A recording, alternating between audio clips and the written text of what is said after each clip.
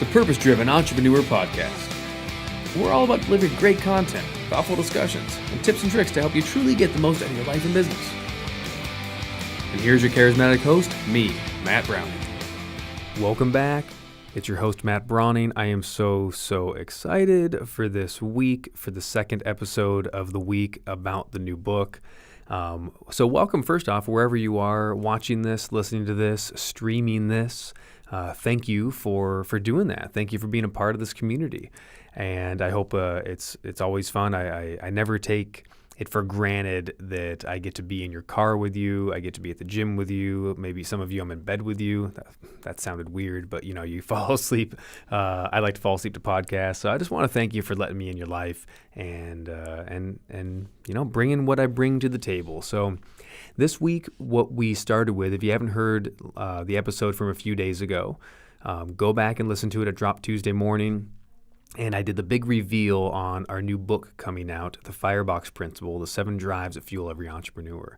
So that is a really, really exciting time for me, but also for you, because I've been looking at this Firebox Principle and what the book is all about, and I explained all of it in the episode a few days ago. So go back and watch it, listen to it. It's on Facebook. You can find it at mattbrowning.com. You can find it at facebook.com/Matt Brauning. And you can also, of course, just grab it from the mattbrowningpodcast.com site, and you can make sure you subscribe. While you're there, feel free to rate and review on iTunes. Sure would appreciate it if you haven't done that yet. Man, please help me out with that. Let's get into the episode, though. This week, today, I get to air an interview, which I think is really timely and really relevant for the book. So I told you in the episode a few days ago that for the next several weeks, or the next 3 weeks, technically, I'm going to be doing an episode. Every single episode is going to be on one of the 7 drives that are inside the book. So you're going to get the inside look in the pre-release of the book and all the information about it. You have a ton of fun with that. And then you'll have a chance in July when it comes out to grab the ebook and to help me hit bestseller if you'd like to do that. But no obligation. Just because you listen to this podcast, you can still get all the information and not spend the 99 cents. It's not a big deal. But I'll let you know when that comes out. So what I wanted to do after the first overview is I wanted to bring in I'm only going to do one interview for the next month. Everything else is going to be on the 7 drives. But I wanted to bring in right away an interview with Larry Broughton. Larry has become a very dear friend of mine over the last several years. He is just a phenomenal human being. I'm going to tell you about him in a minute. But I asked him, I thought I want to have someone write a foreword to the book. And I started thinking of all the people that I knew, had access to, and even, my dream list of people that I've never met before.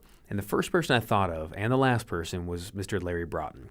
A phenomenal human being. He's done amazing work in the entrepreneur field and the veterans work he does. There's so much to him. I thought it would be great for him to be the person, so he has graciously accepted, and he's written the foreword for the book. So I thought I'd like to air my interview with Larry Broughton this week so you get to know him, and then when you read the foreword in the book, you can get a better idea of what he's about. So quick pre-frame though, and you got to bear with me on something. I tried out a new set of equipment for the interview. Oh, I cannot believe it. I plugged in my microphone into the camera in kind of a different way, and the mic went hot really often. So I know it'll be a little bit annoying at first. I totally get it. But as we're going through the interview, there'll be parts where it pops and it buzzes a little bit. So I know it's cringy. I hate listening to things like that. But if you bear with me, it's a really, really, really good interview. We get into his life. We get into his military background. Let me tell you about Larry. He's a former Green Beret Special Forces, and he didn't just go into the Army. He went directly into the Green Berets. He studied Russian at the Defense Language Institute, in military for a long time. We get into, a lot of things he doesn't talk about all the time. We get into his family, into growing up, what it was like. He mentions and talks about going through a divorce, what it's like to raise his kids now, Emily and Ben. We talk about them a little bit. And some of the dark times too. He shares a story about when things were kind of crashing down around him in the hotel industry, and he was losing a lot of money, and it really, really got stressful. What he turned to, which was really negative. He'll share that story, and then also how he got back out of that. So he's very honest, very raw and authentic with his story, and What I love about Larry is he's super, again, open with his faults and his strengths.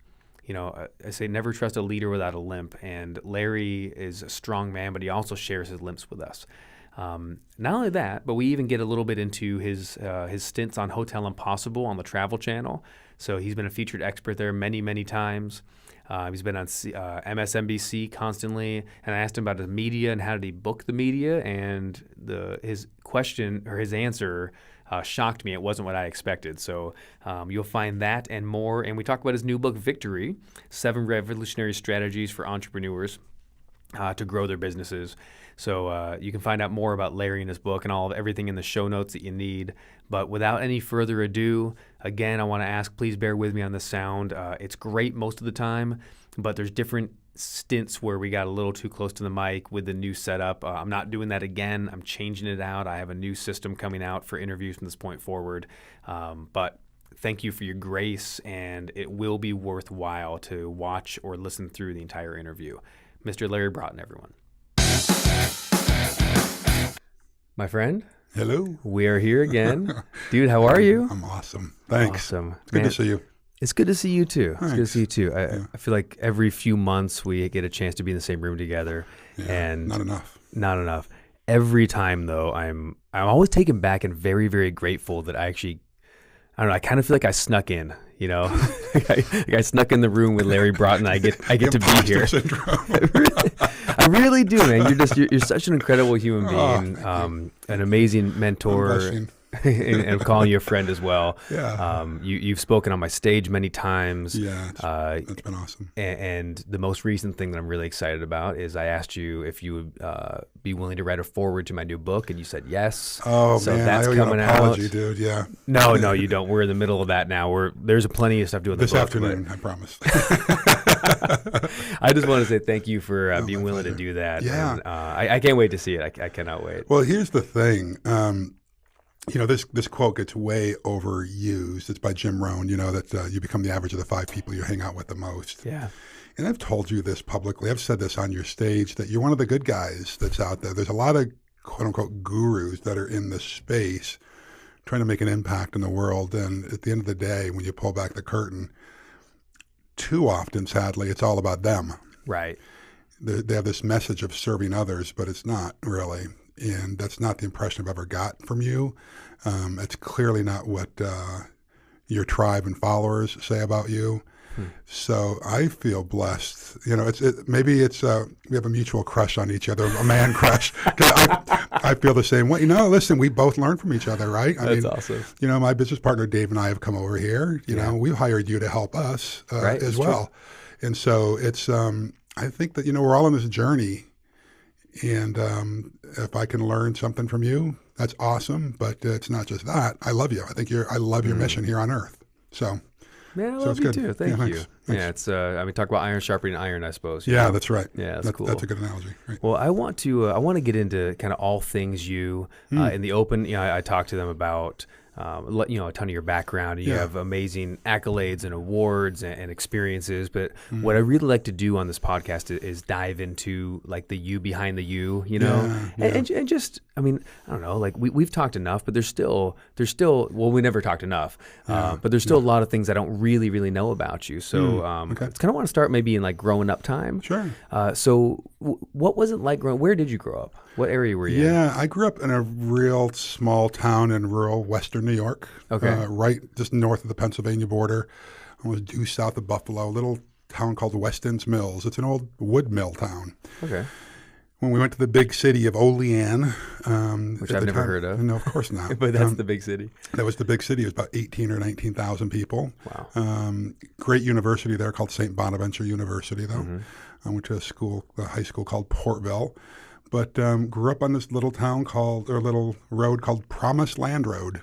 Really? Great name for a little road, right? A little prophetic for your life. Yeah. And it's really kind of cow country, apple orchard kind of thing. On the outside, it looks like Mayberry RFD. Just really small, bucolic setting.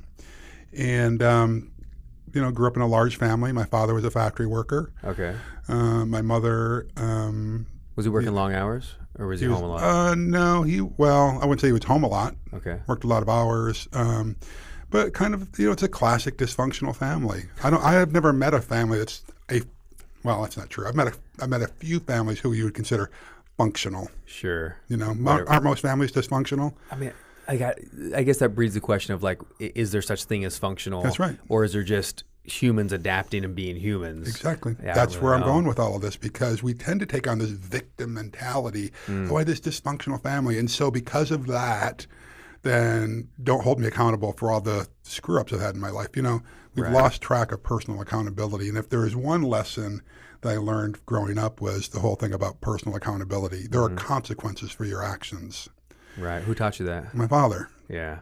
And he was a strict disciplinarian. He was a Marine on Iwo Jima in World War II. Oh, wow. So he was a stud.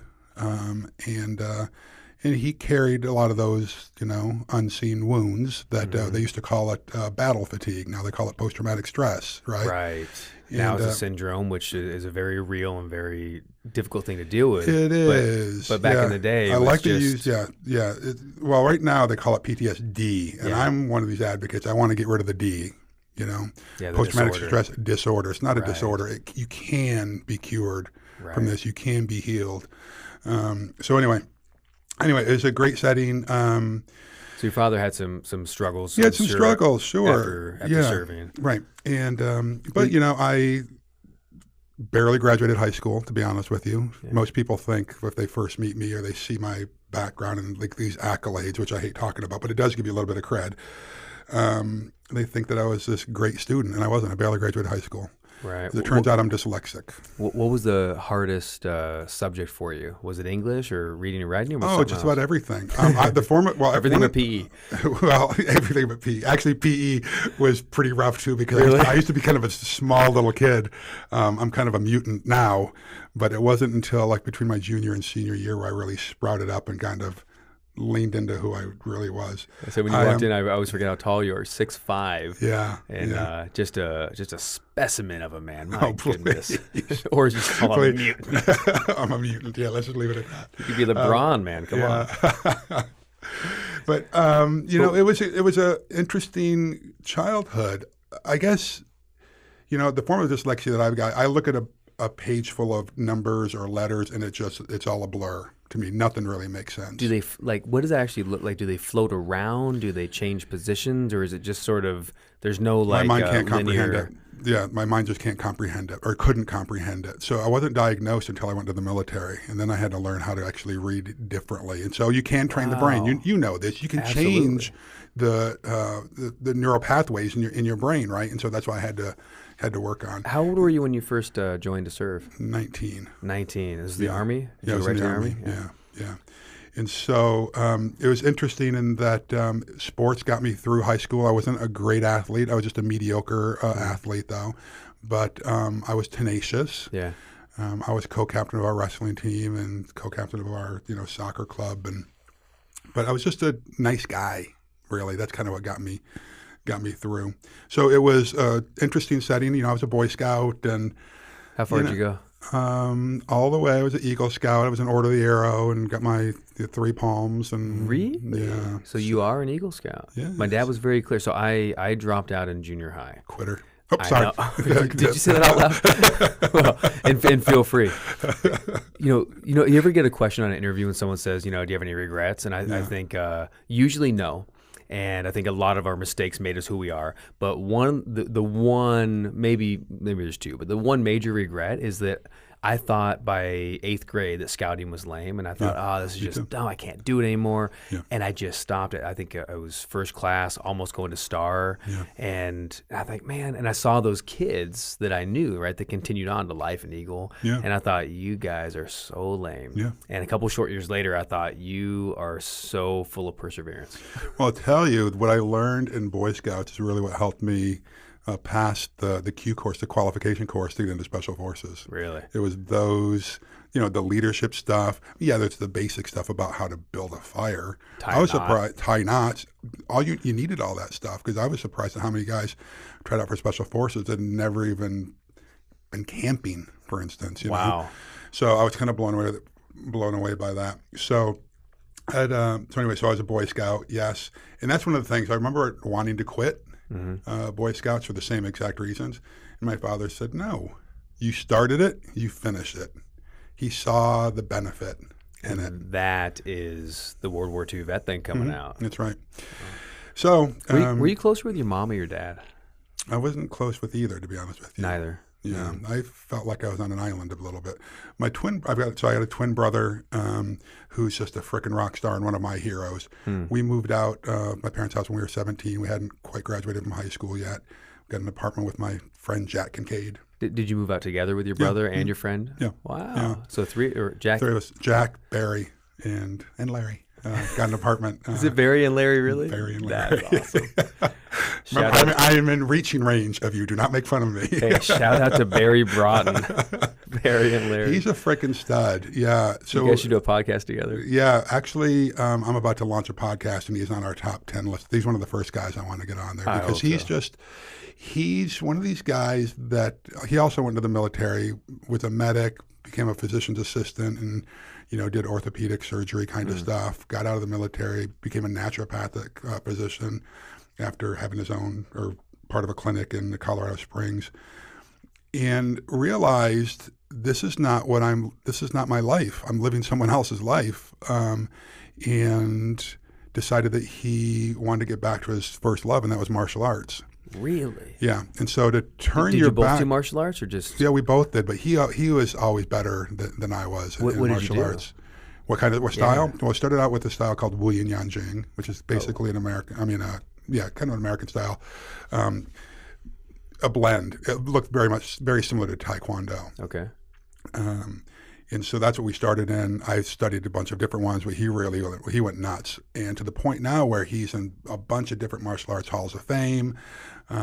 He developed his own martial arts style. Really? And but to do this, when you're in your, I don't know how many years it's been now, let's say in his 40s maybe, where he said, I'm not going to do this medical stuff anymore. I'm going to go back and do this full time to become a full-time martial artist. Wow. And he's now internationally recognized. He was the assistant coach for the US sport jiu-jitsu team that took gold at the World Games in Australia recently, and is coach on the next version. He's just he is now training with and in movies with people when we were younger were our frickin' martial arts heroes, like Cynthia Rothrock and I don't know, just all kinds of amazing people. So I love what he does, where he said, this is my love and I'm going to make it. And he's happier now and making great amounts of money and really impacting future generations. That's outstanding. Because like Boy Scouts, martial arts, you learn how to learn. Right. You can't become a black belt without knowing the basic blocking and tackling, punches and blocks that you learn as a white belt, right? Right. And everything is progressive. And I think the problem that we have in our society, Matt, is too many people want to be experts and gurus right out of the gate. Right. And they forget that there's a long road of, bloody noses and dislocated elbows to become that guru, to be a master of something takes practice. Like you actually have to work at something. You got to work at it. I would say, a lot of people call like our industry, whether it's mentoring or coaching or the expert space or whatever it is, there's always different names. Yeah. But I think the thing that gets missed sometimes is, there's a lot of classes and seminars and trainings about how you can become this expert, you can become a coach, but you forget that you have to be an expert at something first. And right. So it's like, let's just come out and coach something. Like I always say, I do a lot of public speaking training, right? Yeah, sure. And I didn't really feel comfortable teaching and going, I have a workshop about this, I can coach you in this, until I'd put on 150 plus multi-day events, probably 500 workshops, right, including single days and evenings. But it took, 8 years, almost 10 years of doing it. Yep. Not teaching public speaking, but doing something else for a living, doing personal development, until I finally said, I guess I could teach you how to put on workshops. But it took that time, and you are no stranger to taking the time and working through things. Well, dude, that is the classic lesson in life. I think, again, you see it all the time, that people want the shortcut. Right. How often do you get a LinkedIn request from somebody and they start immediately pitching you? Right. You don't even build a relationship, right? Well, I had this happen to me just a few days ago. Guy contacts me through LinkedIn. We had some mutual connections. I accept it. And first message is that let me show you how to make money doing webinars. So I went to his website and making like some $1 million I can make, doing the webinar business. Absolutely.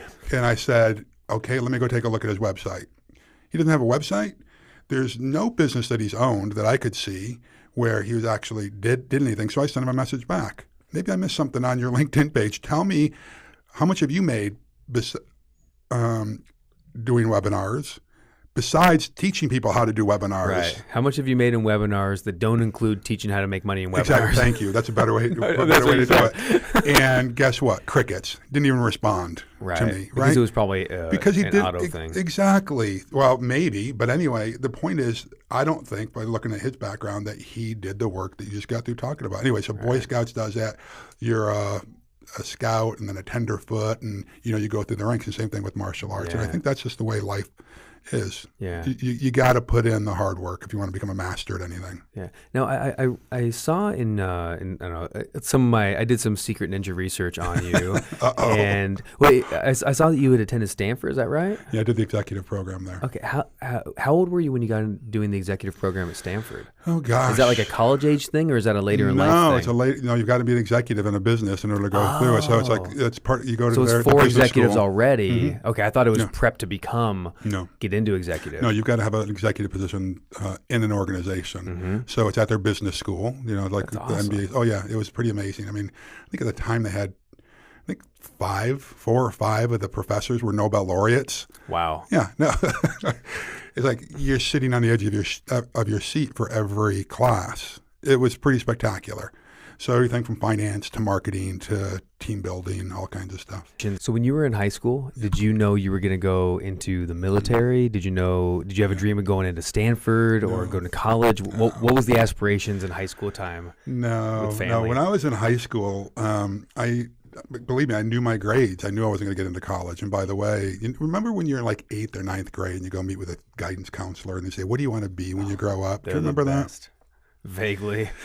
Well, so I remember mine vividly. And so I went in and sat down with this woman and she asked that question. And I said, well, I want to be a veterinarian. And she literally chuckled and said, honey, you're not going to be a veterinarian. You're not smart enough to be a veterinarian. But if you want to work around animals, then we can get you into FFA, Future Farmers of America, and you can work with animals there. And so this is, now believe me, I knew my grades. Right. They sucked. This is an authority figure who's telling me this. So guess what I believed? Right. I believed her. Right. And so I went through my life, thinking that I was dumb. There's a great quote by Albert Einstein that says something like, everyone's a genius, but how's it go? Everyone's a genius, but if you judge a fish by its ability to climb a tree, yeah, you know that quote, right? It'll go its whole life feeling like it's stupid. Yeah. So thank you for that. So that's kind of I love that one. Yeah, I got Einstein tattooed on my arm. That's an Einstein equation. Yeah, I love the guy. So that's what I went through high school thinking, right? Wow. So, but I did believe that I had the chops for business ownership. Mm-hmm. I don't know how or why. I didn't know the term entrepreneurship at the time or entrepreneur. Did you have any business owners like in your family, like an uncle or something, or a distant cousin? No, twice removed. Not that I know of. I had an uncle who was like vice president of transportation for a oil company, Kendall Oil, back there in Bradford, Pennsylvania. But other than that, no, nobody. Did you ever? I mean, did you come across someone or? Like sometimes, someone like maybe you read a book or did you see someone on TV and you're like, that's what I want to do. Not a book, I suppose. No, not a book. I'm an avid reader. I'm an avid reader now. There was a guy, I do remember a guy who owned a restaurant in town and he had declared bankruptcy. And I remember it really pissing my father off that he had declared bankruptcy but still kept his business. And it's like, even then I thought, well, there's got to be reasons. So like now, folks who are in business, you understand there's different types of bankruptcy, right? Correct, yeah. And there are bankruptcies where you can pay off your creditors. And, you know, if Yeah, you've been in business for any length of time, you have either been through bankruptcy or faced the threat of bankruptcy. Yeah. You know, I have been there at points in my career. Yeah. 2008. Mine actually just dropped off personally. 10 is that years. right? Yeah. It's been 10 years, Yeah. but that was a hard moment. Yeah, absolutely. And, you know, particularly in this last depression, a lot of people went through that. Mm-hmm. But anyway, so in high school, no, I knew I wanted to get into business. The interesting thing was that my parents had no concept of that, and they thought that I was going to become the man by being the business owner. Right. And so my dad's aspirations for me was to work for the post office, get a government job. Because he's a factory worker, and that was a good gig. Exactly. You know, if you're going to be a factory worker, getting a government gig, which basically they can't let you go. I remember him saying that. You know, after you're there for a certain while, they can't fire you. You know, you get the pensions guaranteed. Exactly. Wow. And that to me was like death. I remember thinking, that will be a slow death for me. I need to get out of here. So I'd mentioned my twin brother earlier. He and I came out to a martial arts tournament. I say came out because remember we lived in rural New York, and there was a martial arts tournament, national martial arts tournament in San Jose, California. Oh. And so we came out to that, and I had heard a rumor talking to a guy that the Army was going to be sponsoring the first demonstration Taekwondo team for the 1984 Olympics. And I thought, that is my ticket out. Wow. I'm going to go down. I'm going to get on this Army-sponsored Taekwondo team. Like there was no doubt in my mind that this was what was going to happen. I believed that this was going to happen. And so we got home. I walked down to the Army recruiter's office. It was a couple blocks from my house. And how old are you at this point? I'm 18 probably at this point. I graduated high school. Okay. And so I walked into this Army recruiter's office and plopped down in front of this E6, the staff sergeant's desk, and went into this pitch on why I went into this pitch. needed to be on the Army Taekwondo team. And his eyes were like big, like, who is this dude? Yeah. And finally he put his hand up and said, son, you know, if you want to be on the Army Taekwondo team, you've got to be in the Army. I was like, what? I thought you sponsored the darn thing. And so, long story short, he ended up getting me to take the ASVAB, which is the Armed Services Vocational Aptitude Battery, which is basically an IQ and aptitude test. Yeah. And so as it turns out, I scored really high on the thing, like in the top 1/10 of 1 percentile in the country. Wow. Yeah. And so as it turns out, I've got a genius. No prep. You weren't explaining. No, you can't. No, I was the guy. Literally, I was the guy that when you take an SAT, remember the SATs? Yeah. The little Scantron fill in the bubble thing. I would literally make designs on those things because I knew that my chances of passing was higher by making designs than to actually be answering the questions. I was that bad of a student. I'm not kidding you. Put my hand on a Bible. I swear to God, that's what I did. Just make art. Just make art. Why not? I love it. And so it was pretty funky. Anyway, so I walk into the to get the results of this thing, and he tells me this, and I said, what? Are you sure? And he said, I know, I can't believe it either. I saw your high school transcripts. They were that bad. But anyway, he said, you could do whatever you want in the Army. So you got to try out for these schools, of course. He said you could even try out for Special Forces. You know, I thought, that's the same look I got on my face. Like, oh, really? Try out for what? Which Special Forces? Because I didn't know. I didn't know what Special Forces was. Wow. So as a kid, you weren't like, I'm going to be a Special Forces guy one day at all. No, had no idea. Didn't even know what it was. Really. Didn't even register. Wow. Didn't even know what it was. And so I said, so he said, you know, the Green Berets. And I had this quizzical look on my face. He said, you know, like John Wayne, the Green Berets. I'd heard of that movie. And he said, like Billy Jack. And then it registered. For people that are my age, people knew who Billy Jack was. Billy Jack is this quote unquote half-breed Native American peacekeeper Green Beret from Vietnam.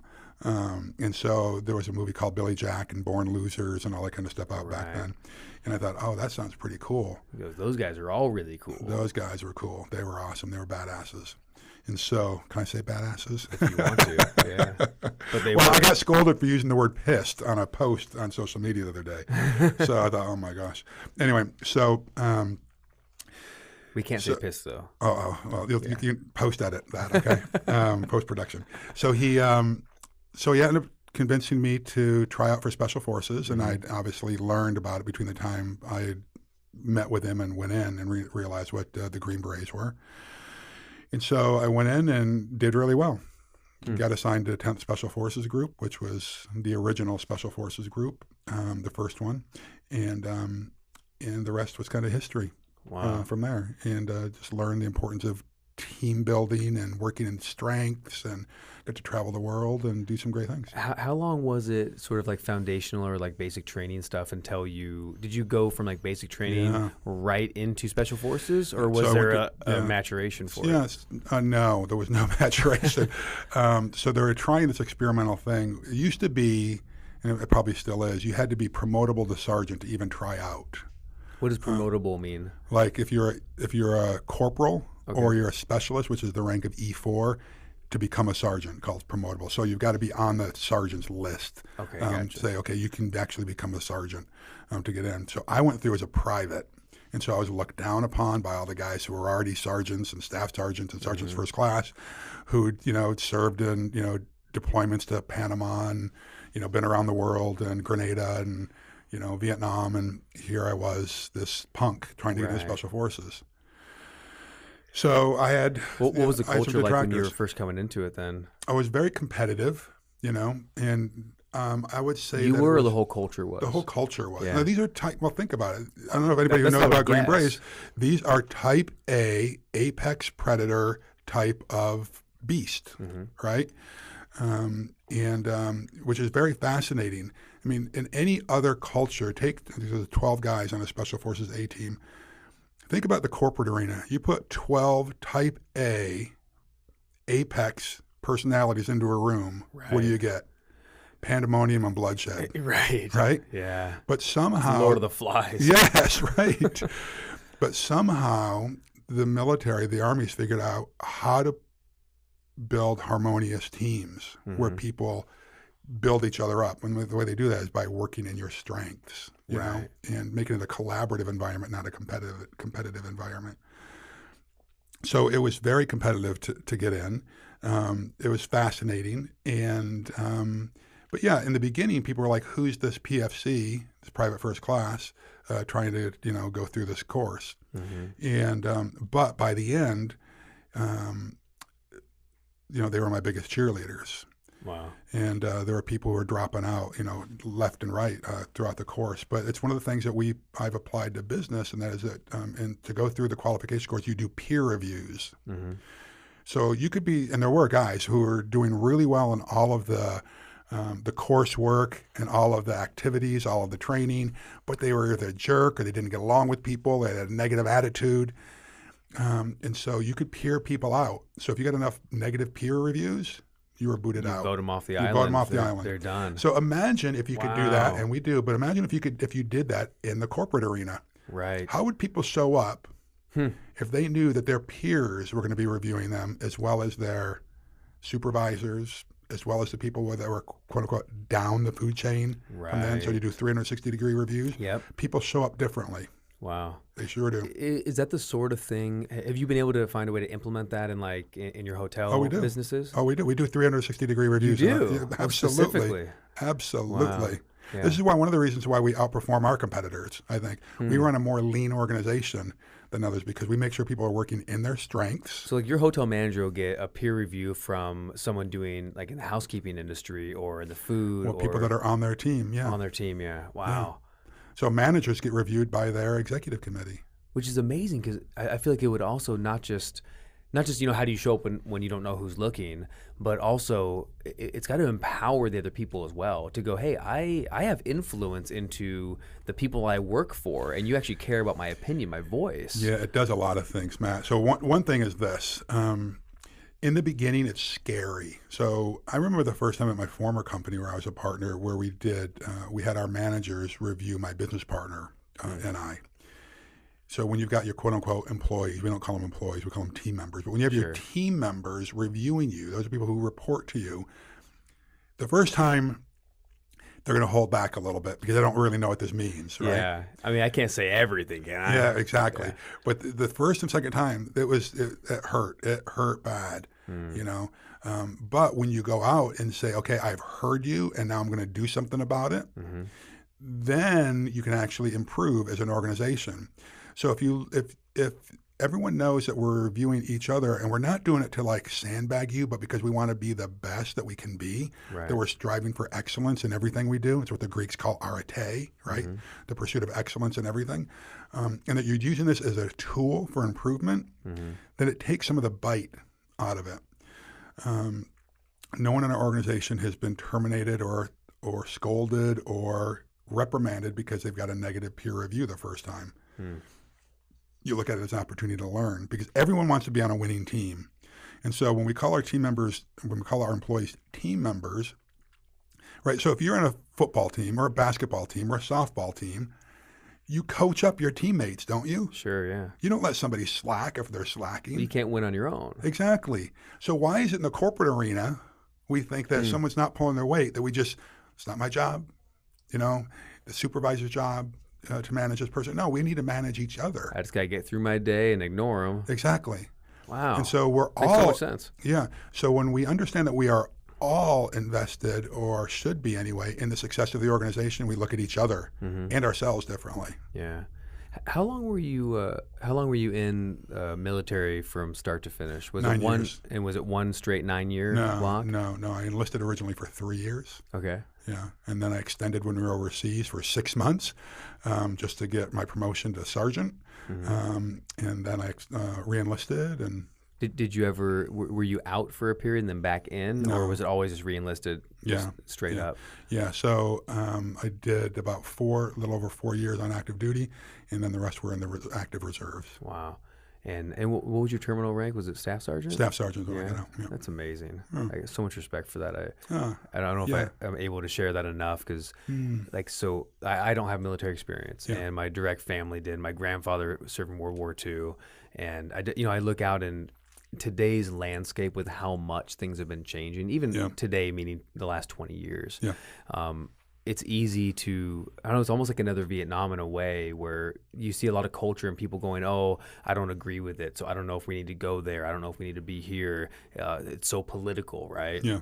But just to pull all that back and just go, hang on a second, this is still about, right? There's a country that we live in and we get to love, and it might have mistakes, right? There might be leadership quirks, big or small, depending on what side of the fence you're on. Sure. But when you really pull it all back and look at the world, like, it's still a really good country. It's an amazing country. If not the best options that we have, and I believe that we always have a choice to either tear it down and go figure out what else to do, but you can't tear something down and leave it, right? If you really don't believe in the way something's going, I believe it's our job to get out and decide, what am I going to do to improve it, make it better? Let's build this thing up.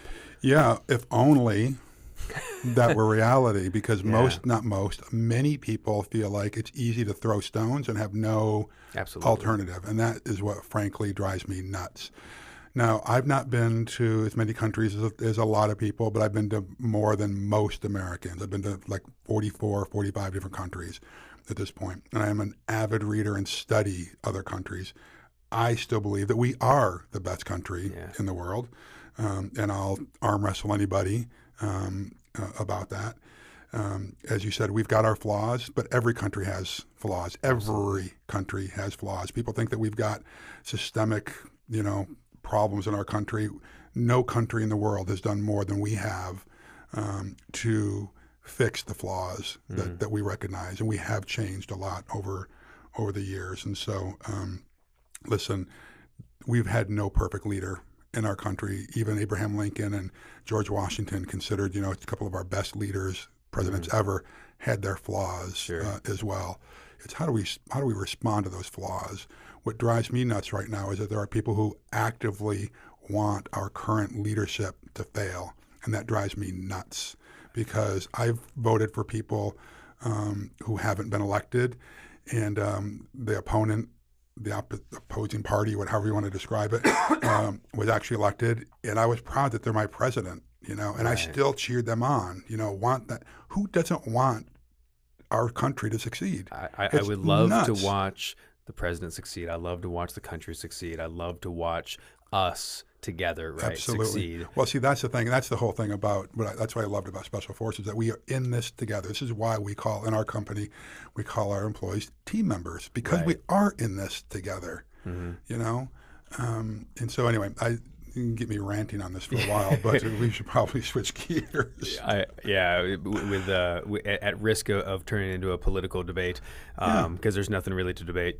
My point of that whole thing, though, is I respect so much a willingness to serve, and I think no matter what the times are, no matter what the political landscape is, at the end of the day, it's still men and women. Dedicated and laying down their life, sometimes physically, sometimes for a period of time.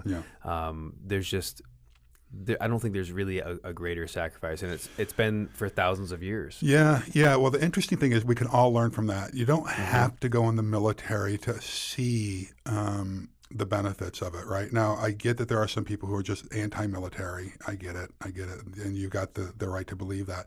But when you look, let's just apply this to the business arena. Sure. The number one indicator of success, according to the Small Business Administration, the SBA, is veteran status. Korn Ferry did a study, and they showed that veteran business owners outperform their non-veteran counterparts almost twice as likely, 1.8 times more likely to succeed than their non-veteran competitors. What do you think the difference that makes a difference is? It's a good question. So there's a lot of things. I would boil it down to this. Well, besides, yes, we do simple things like we do after-action reviews in our business. We do contingency plans. Those are just the basics of any training or actual real-life mission or exercise that we do, and we apply those to our business because that's what we know how to do. But it's what you were just talking about. When you go into the military, they say that you go into the service. Right. Oh. Those veterans that are still killing it, still doing great things in the business arena, you know what they do? They have that mentality. They are serving people. They're serving their team members. They're serving their clients. And my big thing is this. When you don't know what else to do, when you are feeling depressed, when your businesses you feel like you're tanking, just serve other people. The world has a way the universe has a way of holding us up and protecting us when we serve other people, and we don't put ourselves first. That's what you love about the military and the veterans, right? They are selfless. Yeah. So they serve other people first. And the truth is, though, when you serve other people, you are serving yourself as well. You get a adrenaline hit from that. You know, you feel good about yourself. So is it a little bit selfish to serve other people? Yeah. But still, crazy things happen when you serve other people. And so I think that's just a great mantra for life. And I've really begged people in the space that you and I kind of live in, and I think I've said it from your stage, is that when you just chase success for success' sake, it's empty. It's hollow. It drives your life off a cliff. And so stop chasing success. But instead, seek a life of significance. You know, what does that mean? Well, you serve your community. You serve your family. You serve the folks at your house of worship. You serve your team members. You serve your clients. You just serve. And great things happen. Success is the byproduct of a life of significance. It's just the way it is. And I am not the smartest guy out there, but I have gotten really good at connecting the dots. And I've interviewed hundreds of CEOs and entrepreneurs, and that's what I've boiled it down to. Serve other people. Success will come. So if I just heard you, I want to reiterate this and see if this is right. Success comes from a life of significance, and a life of significance comes from a life of service. Right? That's so cool. Yeah. I remember there was who's that guy? Mentor of Jesus of Nazareth said, if you want to be first, you have to be last. Yeah. And just absolutely preached a message of serve your brothers and sisters, love them, serve them, wash their feet. Yeah. Right. Yeah. And if you want to be first in heaven, you got to be last here. Yeah. And there's just something about putting someone else's needs ahead of my own. You know, whether it's a child I've never met before, or whether it's my own wife and child, or whoever it is. Crazy things happen when you have that mentality. I remember being in the Boy Scouts 100 years ago. We were at this camp called Wolf Creek. And it was time for dinner, and all the big guys, the big kids who were higher up in their ranks, many started cutting in front of the smaller kids. I remember my scoutmaster said, whoa, guys, no, leaders eat last, right? And that has stuck with me, and I heard it in the military over and over again as well. Leaders eat last. that I'm getting chills. yeah, well, I think that's the comment. That's what we're talking about here, That's right. right? And frankly, your listeners, I know many of them. I know the folks that you appeal to. These are leaders. Yeah. They're leaders in life. They're leaders in business. They're leaders in their religious communities. Leaders eat last. Take that approach. That's about serving people, letting other people get a bite of the pie before we take ours. Right. You know, great things will happen for us. I love that. You have a really great quote. I think it was either on your website or might be in one of your books. Sometimes I win and sometimes I learn. Yeah. Right. What's your? I mean, I think that's your philosophy in a nutshell. But like, what's your philosophy on failure, feedback, and perseverance? Essentially, like. Yeah. No one achieves any level of success without failing, and failing often. I think we have to embrace failure. I guess another one of my favorite mantras that I remind myself all the time is that if you're not failing, you're not moving fast enough or getting close enough to your fullest potential. Think about Olympic swimmers or any kind of Olympic athlete or anyone who's achieved anything. They have failed a whole lot before they've ever achieved success. It's what we were talking about earlier, the whole practice thing, right? Too often people don't talk about their failures. And I think that we ought to talk about them publicly so that we give people permission to actual fail. In our organization, any of our companies, people don't get fired for failing or for making a mistake. Now, if you make that same mistake over and over again, yeah, you're on shaky ground and you're probably going to lose your job. Right. But we're going to coach you up and then we're going to coach you out. But it's not about failure. It's about failure to learn, failure to change, failure to care enough, maybe. Right. And this is why we, in our company, and every company that's in my coaching program, we encourage people to do AARs, after action reviews. So after every key hire in the organization, after any marketing initiative, after any product launch, you should do an AAR. So what's an AAR, Larry? An AAR is you ask yourself these three questions. After this product launch, what did we do right? What did we do wrong? And how can we improve the next time? You don't place blame. You don't point fingers. It's just factual. You get the team together, say, what did we do right? What did we do wrong? And how can we improve the next time? If we are to do that, then you will learn from your failures very quickly. But oftentimes we have a failure and either we stick our head in the sand and don't admit it and we point fingers at someone else, it's their fault, or we go back to the office, curl up in the fetal position and lick our wounds for 6 months before we stick our head back out. Neither of those are acceptable. It's shocking how often, and whether it's culture or it's a family thing or something, that we need to find blame.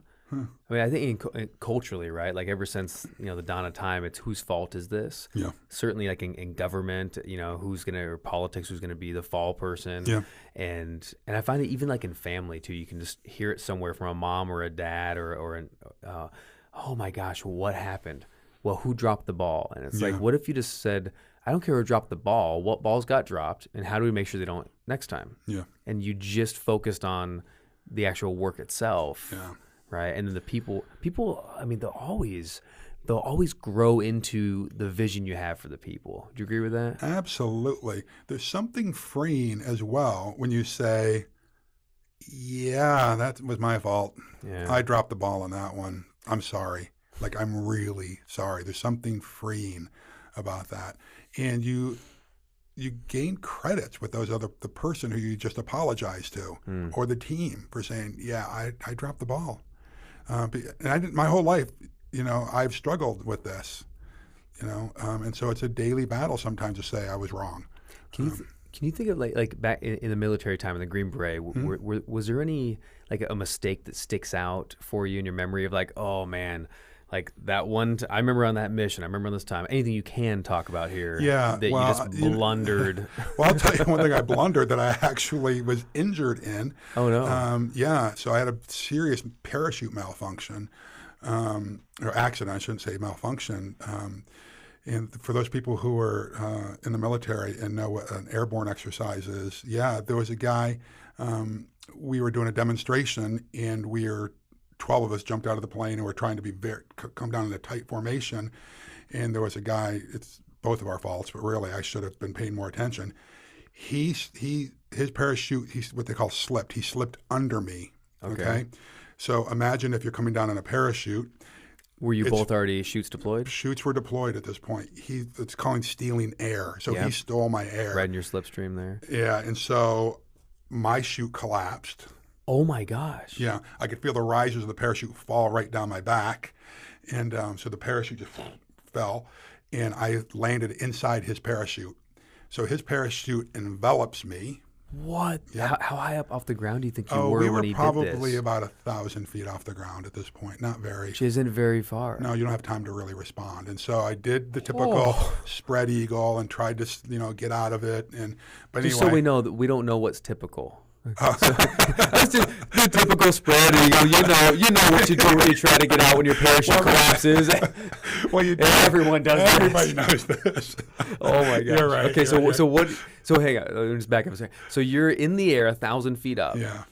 A guy comes underneath, and there's a dozen of you. He comes underneath you, steals the air. Your parachute collapses. Yes. He's still under you, far enough that you're not like right on top of him. Yeah. So his parachute still has air in it, but then when I hit and his I parachute, assume you're going faster now than he is. Yeah, of course.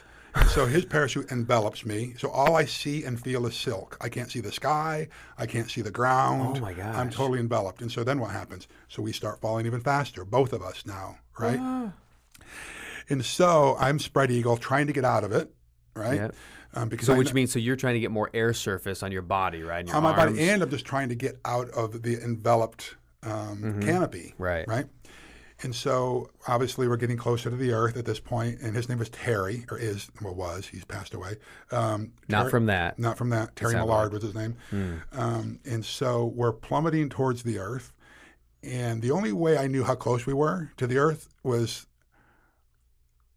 there's a word that he kept saying over and over again. It's the S word. I'll say crap, and you say crap. So the closer I got, I knew we were getting closer to the ground. Oh my gosh. And I heard him hit the ground, and I landed on my back, flat on my back, on the ground. Now we weren't going terminal velocity, thank goodness, but he got a compound fracture in his leg, and as it turns out, I didn't think I was injured, but I was. I ended up pulling three ribs away from my vertebrae. Oh, wow. So that was a mistake that we both made. And the great thing was neither of us blamed each other. The team gathered around. We did an AAR. Now he obviously ambulance. Thank goodness it was at a demonstration. It was like at an air show. Oh, and so there was gosh. an ambulance there waiting for us. Just in case? Well, they could see, just in case. But everybody saw this happen, Wow. And by the way, if there's anybody there that was at this airfield, at Hamilton Army Airfield, and got video of this, would love to have that. So Terry went off to the hospital, and our friend Mike Plessis, who was on the SWAT team in Sacramento at the time, we went to his wedding. Right afterwards. And so we kept telling the story over and over again, and so kept getting the shots of adrenaline. And so I didn't realize that I was really injured until I went to lay down that night, and went to lay down on my back, and I couldn't breathe, and then I knew I was pretty screwed up. Wow. So was the culture at that point already one of like the AARs but it was a culture of we don't blame, we fix sort of thing? Yeah, of course. So both of you and the rest of the team, nobody was like, oh my gosh, idiot. that Terry or that Larry. Yeah. No, we'd had a team member, Don O'Shea was his name, and Don and I still keep in touch. He had a serious malfunction at Halo School, High Altitude Low Opening School, military free fall school, and he got really screwed up, broke his back and a bunch of other things, but he ended up, healing and going back out and serving. So mistakes happen. When you live a life of risk, when you live on the edge, you're going to make mistakes. I mean, like walking on a wire. Yeah. That's what life is sometimes. And sometimes you're going to fall on one side, sometimes you're going to fall on the other, sometimes you're going to grab on, get a grip of that wire, and pull yourself back up. But I'd rather live that life than, live in gray mediocrity for the rest of my life. Wow. So, live in gray mediocrity. Ugh. That's death. What a picture. That just, I got a little bit sick in my throat. I love that. So I mean, if we take nothing else, like the biggest thing I'm taking away personally, just from just time together right now, is remembering that every mistake means I'm pushing hard enough. Yeah. Right. Like I love climbing, and one of the things I've always said with climbing is if you're not falling, you're not climbing hard enough grades. So if you're out there like I'm climbing 5'10" or whatever it is, and you don't ever fall, it's like you're climbing below your grade. Exactly. That's why you're not falling. Yeah. If you never stressed with lifting weights, then you're not lifting hard. Few things in life are really life and death. Very few. That one clearly was. Well, it was. It was, absolutely. But I'm saying few. Few are. But I've taken that lesson, though, and applied it to everything else in my life, right? I've got a son who just amazes me, who's 14 now, and I'll be honest with you, he struggles sometimes with competition. He loves winning, but he hates the process of getting there. And by the process, I mean, he doesn't mind practicing, he doesn't mind training, but when it comes to competition day, those days freak him out, And so I've had to have those conversations of, like, no one is going to die here, Right. But he's that age where he thinks like everybody's looking at him and everybody's going to remember this the rest of their lives. Yeah. And they're not. We're all focused on our own little world. They probably didn't even know you were here. Exactly. But if you think about that, like particularly in public speaking, as you know from teaching people this, the number one fear in the world, not in the U.S., but the world, there's a book called Top Fears of the World.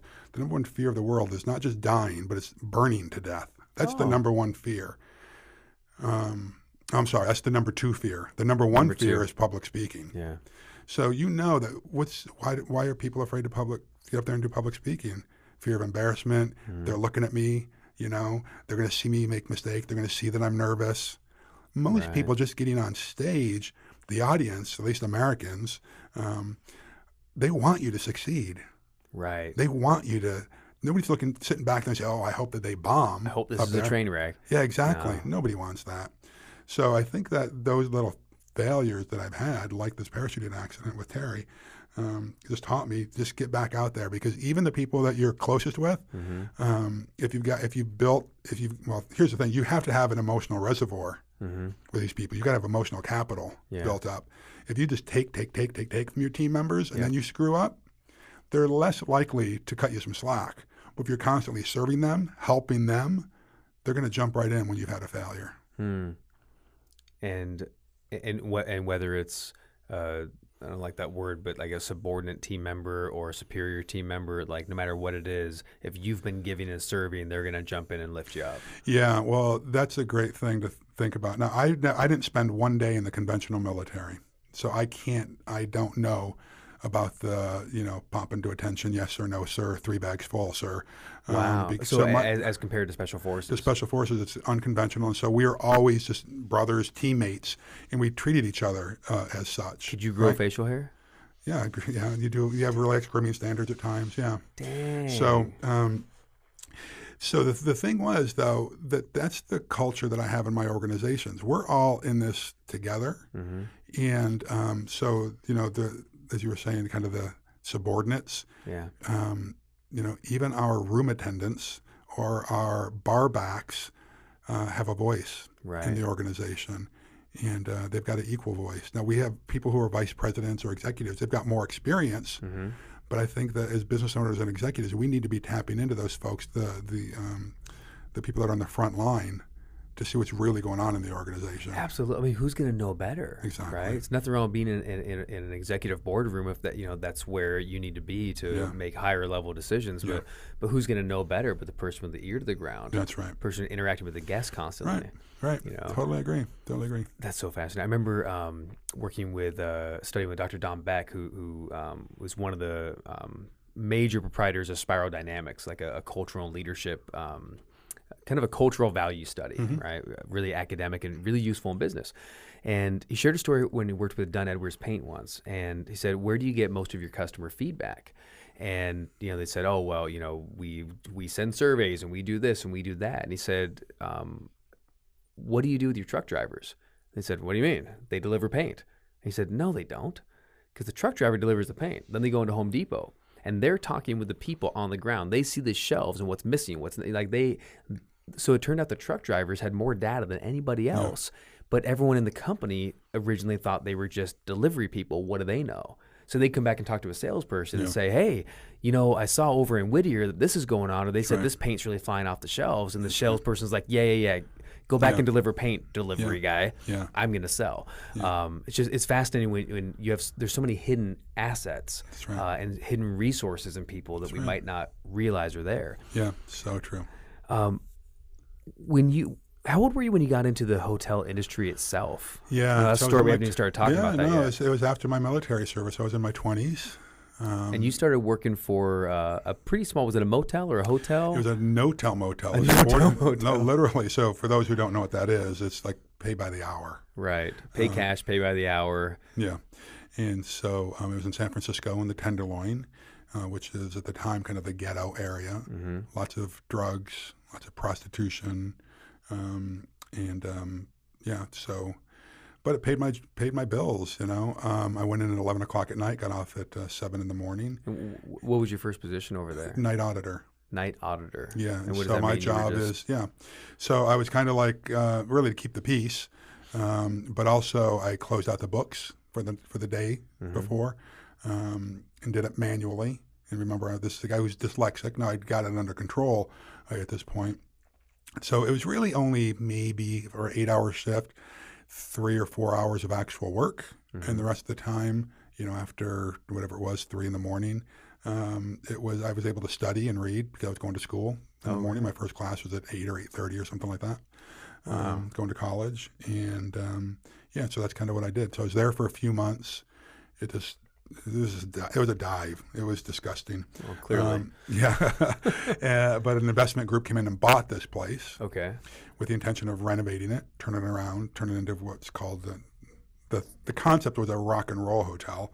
Changed the name to the Phoenix Hotel. It's still in San Francisco today. I'm still a partner, owner. Really? In the property, yeah. So when the investor group came in, you were working there? I was working there. And how long had you been there at that point? Only a few months. Now, everyone else, it was a cast of characters. Like one of the guys was on parole as a pimp. One guy was, he had OD'd behind the front desk. He was the local heroin dealer. Oh my God. It was a cast of characters for sure. The executive housekeeper was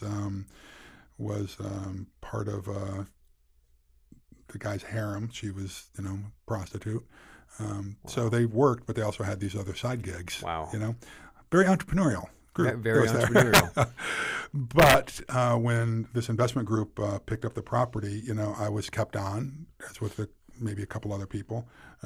They renovated it, turned it into this cool place. I became a manager there. Still working in the hotel industry. Had no still going to school, studying political science. I thought I wanted to get into the State Department or run for political office one day. And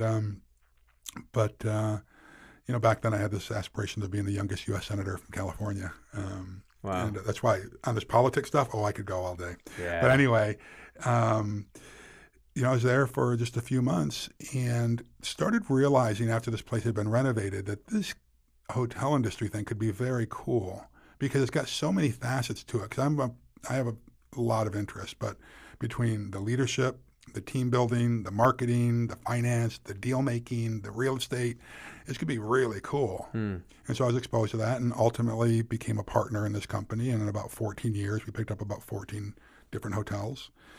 And so you're working for the Phoenix, and then how did the opportunity to become a partner in the business work? How did that happen? So Desert Storm broke out. Okay. We went back on active duty and came back after that. And the managing member, the founder of this company, had picked up 2 other hotels while I was gone. And honestly, he was kind of stressed out. I went in to say, hey, goodbye. I'm moving to Mexico for 2 years. I'd never not worked since I was, a teenager in high school. And so I decided I'm going to take a year or 2 off and just move to Mexico. I went out and bought a little, I forget what they call them, like a small Winnebago, Arrow or something. No. And got a couple of ATVs, put them on the back, and I was just going to sit on the beach and rent out ATVs. Epic. And are you about 30 at this point, give or take? Or? Yeah. I was about that, yeah. And so I oh my gosh. You're like, hey, I got the ATVs packed up, so see you later. Good luck with the hotel. See you in a couple of years. And he said, please don't go. He said, I need you. Come back. I'll make you partner in the company, and let's grow this thing. And so I was going going with a friend of mine, Julian. And so I said, let me think about it for 24 hours. And I came back. I still hadn't graduated college yet. And I thought, when am I going to get another opportunity like this? Sure. And so I went back and said, yeah, I'm in. Let's grow this thing.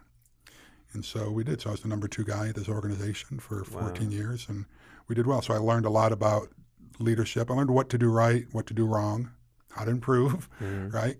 And so it was getting to be like the late 90s, and I'd realized this is not my gig. I'm really a primary leader, but I was stuck in a secondary leadership role. And this is where I would encourage, Matt, your listeners, who are you? Not what are you? Who are you? How do you show up the best? And I knew for me, being the primary leader is where I was going to shine, you know, not carrying water for somebody else. Yeah. And that's fine if that's how you're built. Right. You know, like I've had some great partners who wanted to be behind the scenes. They didn't want to be out in front, you know? And so, so anyway, in the late 90s, I'd, you know, fallen in love and gotten married, and we realized we wanted to start a family, and my ex-wife was working as many hours as I was. And so we decided to move to Southern California and start my own gig. Wow. And so we did. So you moved to Southern California to start, and this is the first time you started your own, was it a hotel? Yeah, so we moved to Santa Barbara first, and bought a couple of restaurants and coffee shops. Really? Had no interest at that point. I said, listen, I'm burned out on the hotel industry. I mean, let's not skip this part too. So do you have kids at this point? No. Or No. Emily and Ben, not here yet? Not here yet. Okay. So it's just the two of you. It was the two of us. So you must have done pretty well with the partnership in the hotel, I'm assuming. Yeah. Did you end up, and you know, I don't know if this is all open to talk or not, but just shut me down if I'm asking too many questions. Yeah. For on the money side of things, yeah. When the guy says, okay, come in and be a partner, was it like, hey, my percentage, your percentage? Was it a revenue split? Was it a real percentage, real equity, sweat equity? It's real equity, sweat equity. I didn't put any money into the deals, and I was getting 10%. Okay. In some deals, 20% of the partnership. And so after I left my day-to-day role, I maintained those equity positions. So it was the late 90s. Oh, so they would buy a hotel and hang on to it oftentimes, right? And then you're like, well, I still own 10, 20%, whatever it is of this hotel. Yeah. And I'm or gone. In one case, 2%. Okay. Yeah. So, I mean, but the thing is, 2 to 20, that's not bad. 2%, 5%, 10%, and you do that across a few different deals, and that starts to turn into real money. Right, because this is residual, because they're not flip deals. They're That's deals right. they fixed and then kept. Yeah. And then would you also be part of deals that got fixed and then did they flip hotels too? Yeah. Sure. And then it was like, okay, the payout at the end of the day, we made this much, and here's $200,000 or whatever the number was. How do I get a job there? Get out of the coaching business, man. Yeah. That sounds great. So you moved to Santa Barbara. So we went from getting distribution checks. That's what those are. You know, we get distribution checks, and sometimes they were big checks, right? That's awesome. But then, and then 2000 hit is when I really started my hotel company. If you remember back in 2000, that's when the wheels started coming off the .com industry. 2000 and 2001. That's right. So it got to be, so I put my first hotel into escrow by myself because I had some partners of mine from my days in San Francisco who really liked what I was doing. Was disappointed that I left the other company. And so they said, hey, let's do a deal together, just you and us. So we bought a hotel out in Palm Desert, put it in escrow in November of 2000. And then it was really like January 2001. We were in a recession. Big time, yeah. At that point, right? .com bomb, national recession, international recession. And mortgage rates right. went up. The stock market crashed. That's right. I was doing SARS, real estate at the time. exactly. Then SARS remember SARS, yeah. the avian flu? Yeah. That was rough because it was really the Asian tourism industry just crashed. Nobody wants to go anywhere. No, a third of the travel market in San Francisco at the time, which is where all of our hotels were from the Asian countries, Pacific Rim countries. Wow. And so all of those investments that I talked to you about, we lost about 40 to 45% value in that 1 year. And then 9/11 hit. So it's January 01, now we're September 01. No, we're September 01. And during that whole year, I was writing capital call checks back to my other company. So instead of getting distribution checks, I was writing checks back. Oh, no. When I could. It got to the point where I had about $84 in the bank. My wife is now, well, my daughter was born in June of that year. We were living in a rented townhouse. June 2001. Mm-hmm. You are kidding me. No. So it's now December Yeah, of 2001. Had to write some capital call checks, which I had no money for. Had 2 payrolls that were due because we opened 2 hotels in September. And I had about $84 in the bank. good timing, by the way. Yeah. So it really sucked. And so, kind of a personal crash at that point. I don't need to go into great detail, but I really hit bottom. And I was acting out, doing really stupid stuff. Mm-hmm.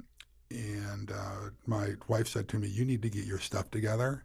Either you need to get a job or you need to like I wasn't doing any kind of masterminds at the time. I wasn't stopped having mentors, nothing. I was reading and believing my own press. Right. He was Echo chamber of Larry. Oh my gosh, it was miserable.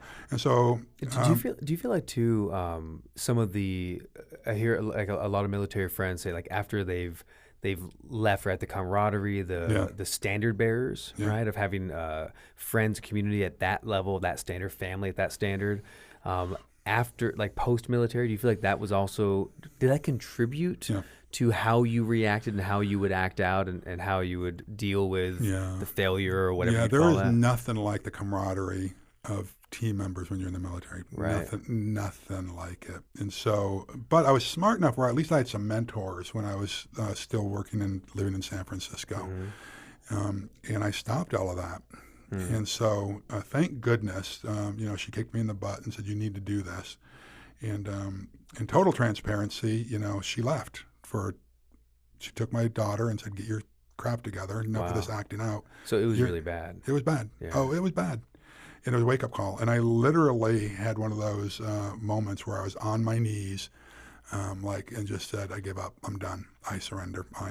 Which surrender was not even in my vocabulary at that point. Well, because that's got to mean something very bad. Oh, yeah, yeah. But what I realized is that takes courage to really say enough is enough. In the recovery world, we say, my best efforts got me here. That's right. And my best efforts got me on my knees. Yeah. And I had to do something different. I remember my first sponsor, because I went to 12-step meetings for years, 7 years, I think. Yeah. He used to always say surrender means joining the winning side. That's right. It doesn't mean giving up. It doesn't mean giving up. It means giving up on what you thought you were going to do. Exactly. So that always stuck with me. Yeah, it's a great saying. So the next day I started calling around and I joined a mastermind that week.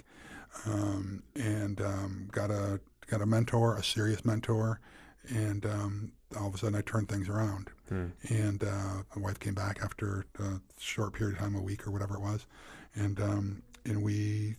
So this was all in a pretty condensed time frame. Oh yeah. But condensed. This little kind of hitting bottom. Now, I was still, using, prescription drugs. I was still like getting Percocet and Vicodin where I could, and just to numb the pain. Yeah, and that was all emotional pain, or did you have any?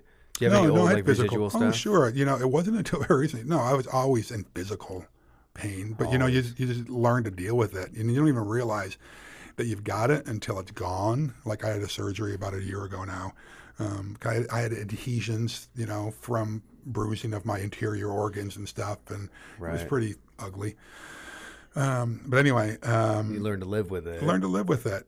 But then, when you can't live with it, then you pop a pill or 2 or 3 or 4 or whatever, and then you realize you're living in a fog. Well, and it's so dangerous too, because that kind of stuff just can really creep up.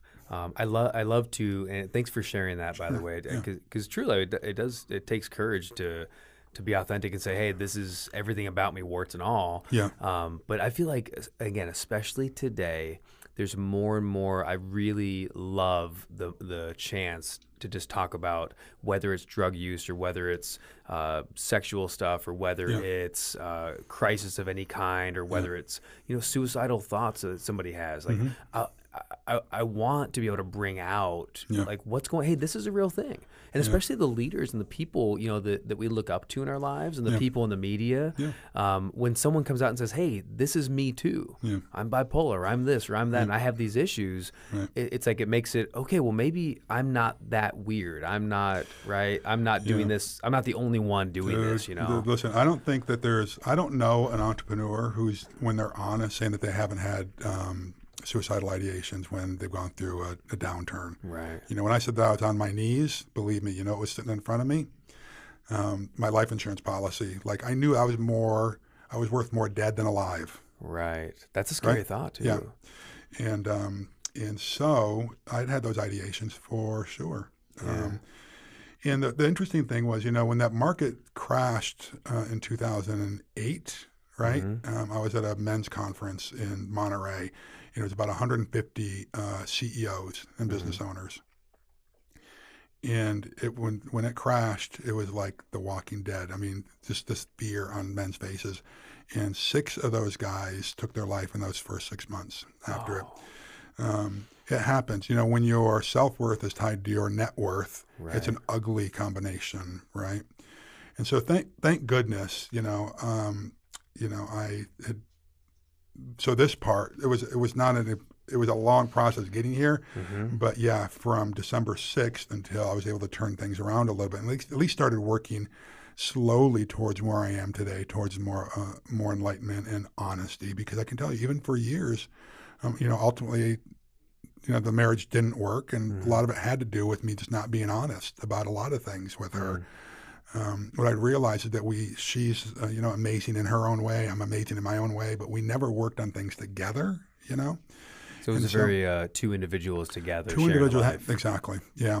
And I'd realized that she tried hard to get me to work on stuff, and I just wasn't ready yet, And so it was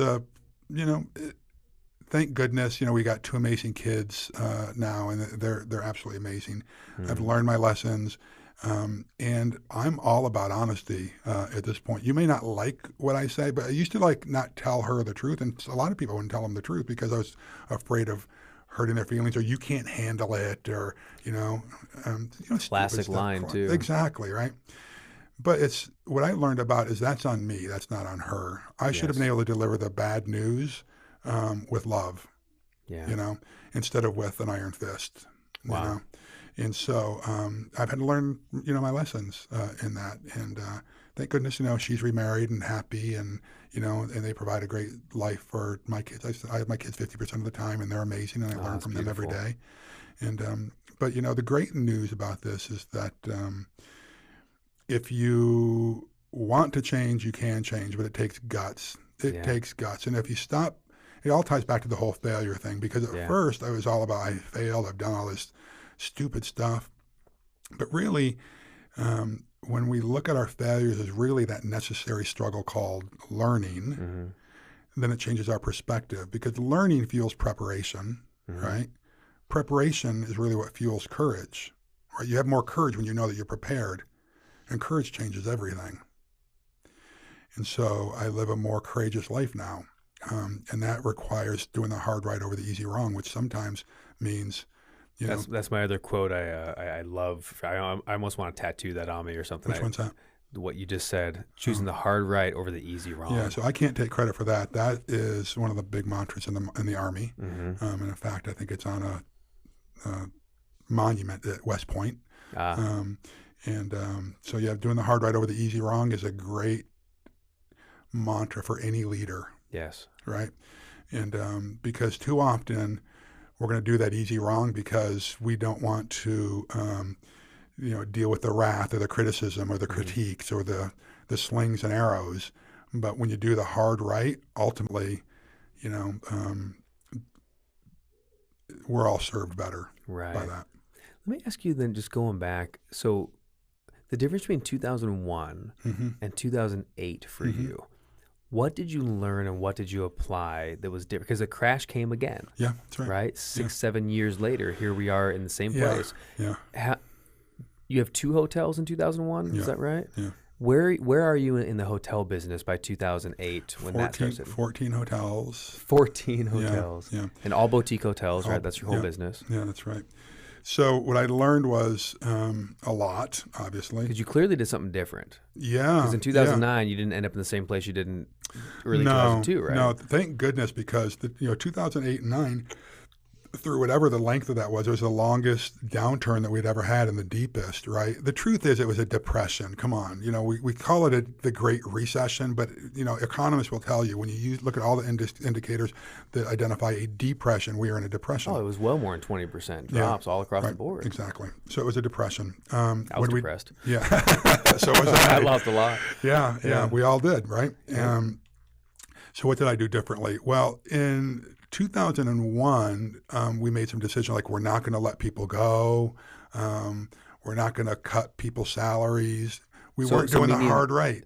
So in 2001, members. You said, I'm not going to do that next time? No, or in 2001, you wouldn't cut people? The reason that 2001 hurt so badly is we didn't lay people off. Oh, you said, we're not going to do that. We're going to stay loyal. We're going to stick it out, because frankly, remember 2001, that recession was the longest recession we'd ever had since World War II.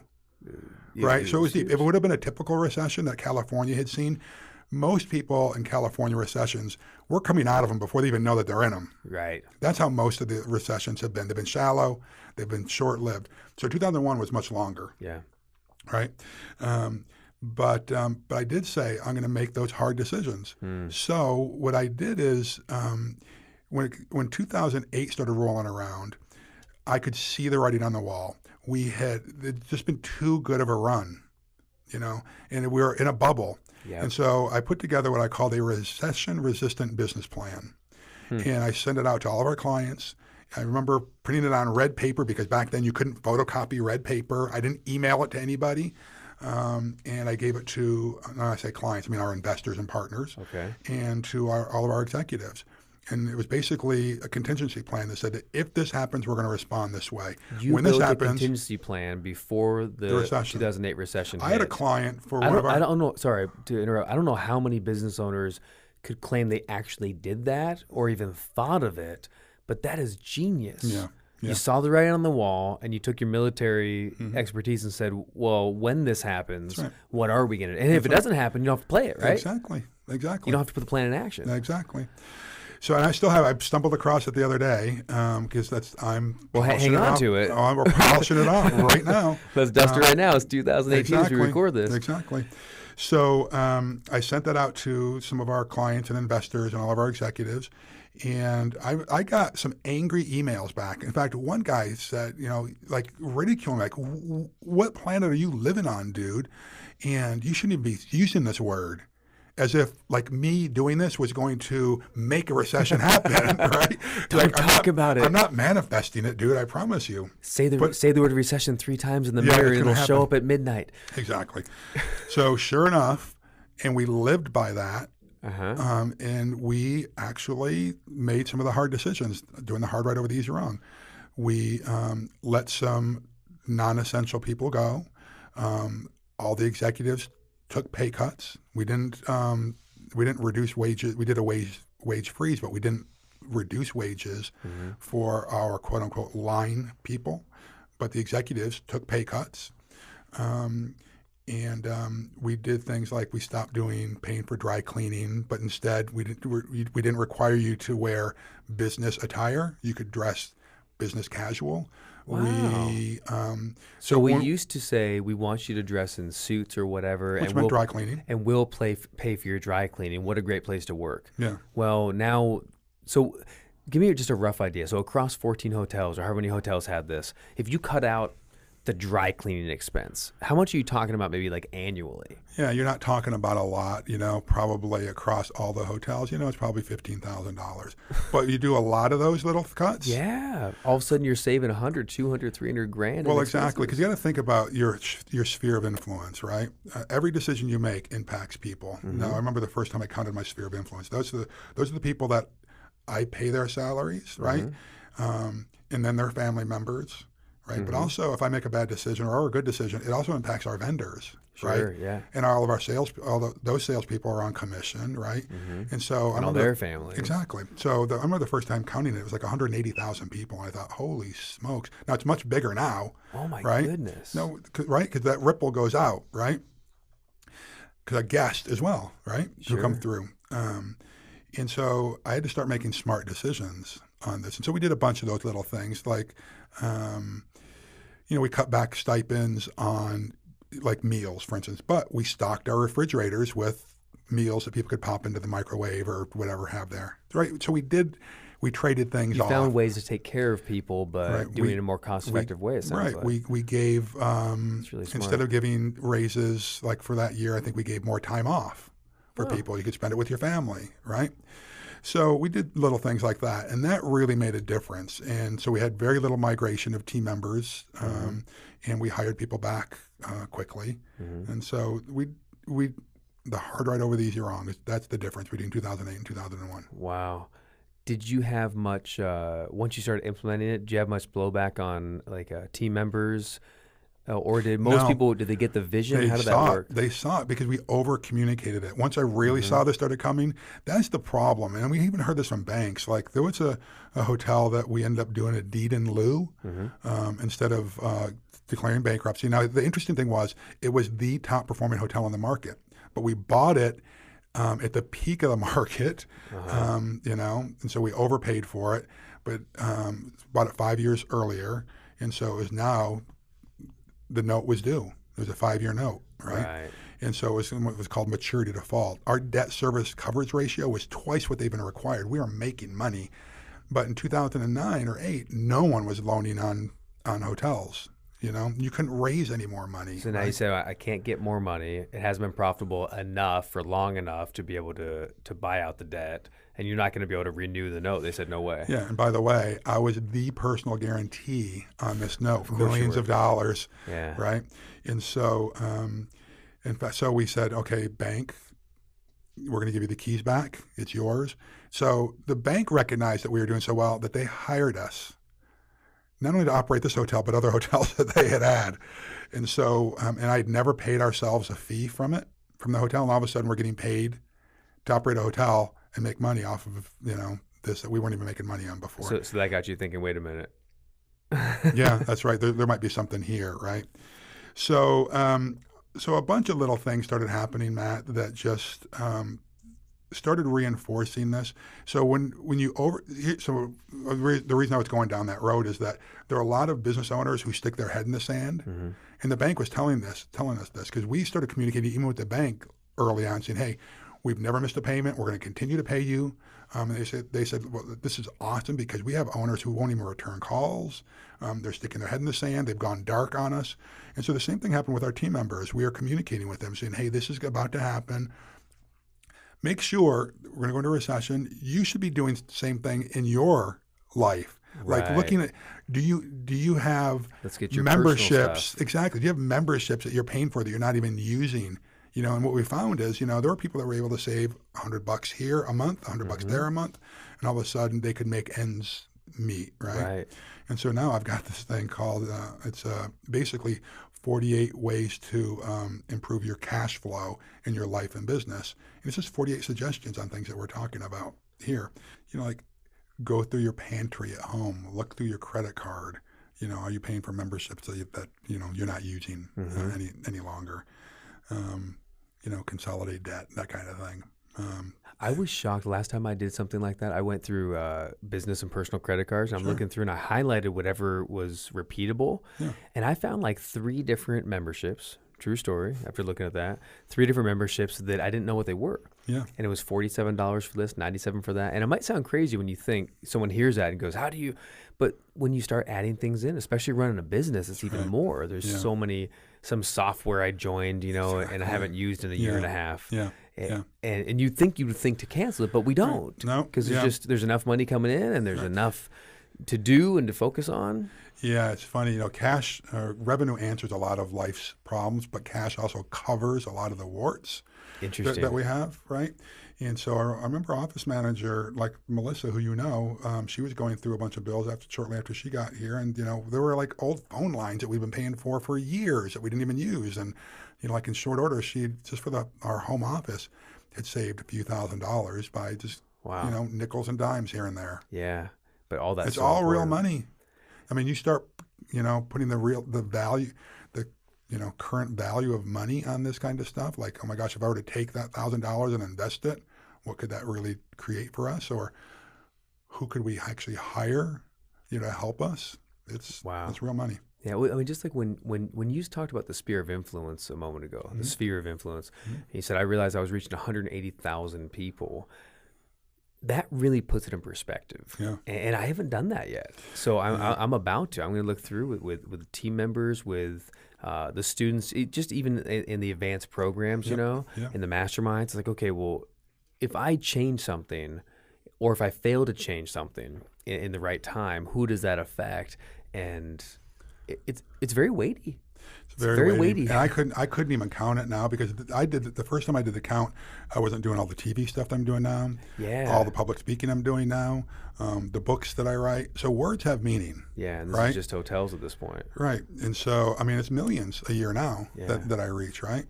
And this is why I carry on this little pewter globe in my pocket. It just reminds me of one of my goals, right?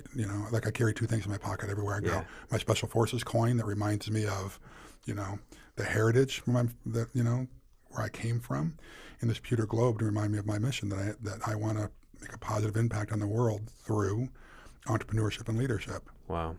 And it's humbling when you start doing this count. It's like, oh my gosh, like I really could do this. We're really only 2 degrees away from impacting 1 billion people. Isn't that insane? Right? Because each of us come in contact with about 1,000 people in our lifetime, like where you really make an impact. Yeah. Right? That's the average. You and I have a bigger than that. But let's say it's the average person. If those 1,000 people learn something from us and then they go out and touch 1,000 people, right, and then that happens again, it's 1 billion people. Wow. There's not that many people in the world. There's not that many people in the world. That's incredible. Isn't it crazy when you start thinking about it that way? Yeah, that is crazy. Yeah, I feel like we should start a really good MLM. Me and you, we're gonna just the message will be touch 1,000 people who then get 1,000 people. 1 billion. Yeah, isn't that? You'll be a Ruby before you know it. Exactly. That's the message that they preach, isn't it? Yeah. All you got to do is this. That's awesome. Well, you mentioned too the reach on TV. Now I wanted to ask you about this because this is something. I don't know. I think in society we're like enamored with the idea of TV, but also personally, I kind of am too. Like the moment I hear, I'm like, wait a minute, you're the guy on TV. Yeah. So you've been doing the hotels obviously for years at this point. Yeah. How did because you've done several shows of Hotel Impossible on the Travel Channel. Right. How did that first come about? How did they reach out to you? Did you reach out to them? I have never reached out for any of the TV stuff, and I also do a bunch of stuff on MSNBC. You do, yeah, repeatedly CNN on business and entrepreneurship and leadership. Right. I've never gone after those things. So how did the Hotel Impossible thing happen? So here's the funny thing: when you live a life of excellence, like I had said before, you have it's called a reputation. Yeah, your reputation precedes you. It does, doesn't it? And so people have always come to us on these first times. So I remember the first time I got the call. So the host of this show is called Anthony Melchiori. His name. He's the creator of the show. Yeah. And everybody in the hotel industry knows this guy, Now, we're now really good friends. Before the show, had he been around in the industry also quite a bit? Okay. Yeah. So he turned around the Algonquin Hotel in New York, which is the landmark hotel there. He helped create and open Nickelodeon Hotel. He became known in the industry as a turnaround artist. He could turn hotels around and do great things there. So a lot like a Gordon Ramsay, where like they made a show around what he was already doing. Exactly. Because I didn't know the whole backstory. Yep. So I had an assistant at the time who walked into my office and said, "There's a guy named Anthony Melchiori on the phone and wants to talk to you." And I said, "What? Are you serious?" And so I get on the phone, and Anthony didn't say hello, didn't say anything. And this is class, and we are really good friends right now. So Anthony, if you're listening, shout out to you, brother. I hope he is. He's also a veteran, by the way. He didn't say hi, right, Anthony? The first thing he said is, "Who the hell are you?" He was doing a hotel in Hollywood, and he you? said he was kind of stumped, didn't know how to turn this thing around, and he said he had called a bunch of people, and every person he called from JMBM, which is the largest hotel attorney law firm in the world, the California Lodging Association, and a couple other big name people in the industry, and he said, "Who can I call to help?" And he said, every one of them said you first. He said, "Who the hell are you, and why haven't I heard about you before?" He said, "But everybody loves you and wants you to be involved with this." Wow. And so your reputation precedes you. Now, if I had been a schmuck and didn't do all that hard stuff that I had talked about, had not had this tenacious attitude, had given up when the going got tough, then I would never have had the opportunity to go on the show and help turn this hotel around, or been back on the show a bunch of times over the following few seasons. Right. So cool. So every season, do you tend to do an episode or two every season? Yeah, I do a few episodes a season. Yeah, that is so cool. So it's a lot of fun. And so tell me about that experience a little bit. What was it like going there for the first time? Is it mostly like TV stuff, or is it mostly behind the scenes? Like you're really going in and working on this hotel for a week? Yeah. So we go in for a week, and so the first time I went in, and Anthony said, "Hey, let's walk through this hotel. Okay, what do you think?" And I just started naming off, well, there's all these problems, and I said, but it all comes down to. So here's we talked about the executive program at Stanford first, right, earlier on. So one of my professors used to say this all the time, and he pounded it into our head. He said, "Listen, in business, you're a leader, you're an entrepreneur. Really, you're a problem solver." Right. That's really what it comes down to. And there are 4 problems in business that he would speak to all the time: people, product, process, and profit. Those are the 4 things. And he was right. I took it a step further in all of my writings, and I said, okay, so people, product, process, and profit. If you have a product, process, or profit problem, you have a people problem. People aren't working in their strengths, right? You got an attitudinal problem, morale, right? If you got a bad leadership problem, it's a people problem. You got turnover, right? They're all people problems. Sure. And so as we were walking through, I said, well, there's a leadership issue here. And so because of all that kind of stuff, we immediately hit it off. We saw eye to eye, and he goes, my producers don't see it that way, and you're absolutely right. And so what do you think we ought to do? And so it just became fun. So so there's a lot of stuff that happens behind the scenes. And I can tell you on this show in particular, none of it is staged. They can't even show you all the nonsense that happens. Really? Some of them, not all, some of them are absolute train wrecks. Now, some of the people are loving, wonderful people who are just in over their head. Yeah, they just don't have the experience that we've talked about earlier. They've been successful in one industry, and they think, well, gosh, I made $6 million in telecom. How hard can it be to run a hotel? It'll be my dream. It's like a big bed and breakfast. I've stayed in a bunch of hotels. How hard can it be? Right? I've eaten a lot of food. I should open a restaurant. Exactly. We hear it all the time, but they forget that it's not rocket science, but there are a million little decisions that need to be made every day. And you better know how to lead people.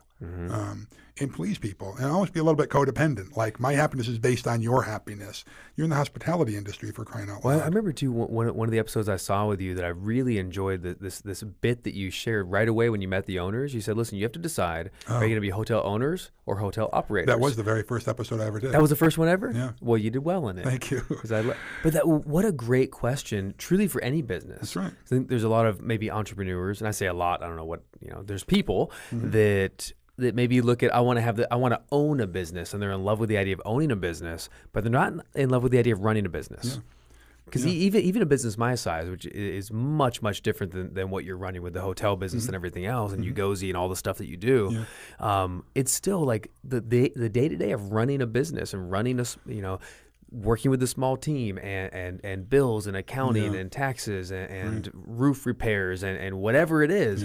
There's most of the work is just this day-to-day that's the same for every industry for the most part. It is. It's a beautiful grind, but it's a grind. That's right. Shout out to Nate and Jason if you're listening right now. Yeah, it's a beautiful grind. Yeah, the beautiful grind. Yeah, it absolutely is. Yeah, it really is, and you better love it, because if you don't love it, it will suck the lifeblood out of you. And this is when people get resentful and angry, and they start lashing out at their team members and lashing out at their customers. By the way, Matt, I am on a mission to change the terminology in business. I think the short-sightedness is that we call the people who do transactions with us customers. Yep. That's a transactional, thing. And I would rather us call them clients. Clients are relational. Like we're building a long-term relationship with these people. If we had more clients and fewer customers that are transactional, you got to keep replacing customers. Right. Clients come back over and over again because they've had a great experience with you, right? Well, and just like team versus an employee. Exactly. You know, an employee is someone who I work for you, or like your dad would say, you work for the man. Yeah, right. You know, nobody wants to work for the man. Right. And like I said, words have meaning, right? And so you're right. So that was the first experience where I did say to them, do you want to be a hotel owner or do you want to be a hotel operator? Right. And what was their answer? I want to be a hotel owner. Yeah. They said, we love the idea. We want to own this hotel. Great. Yeah, exactly. Yeah.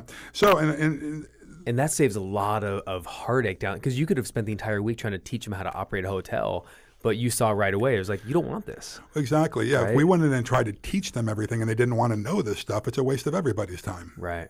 Right. And so there's a guy named Bob Beal out there who's got this, he's an early mentor who said, if you want profound answers, you got to ask profound questions.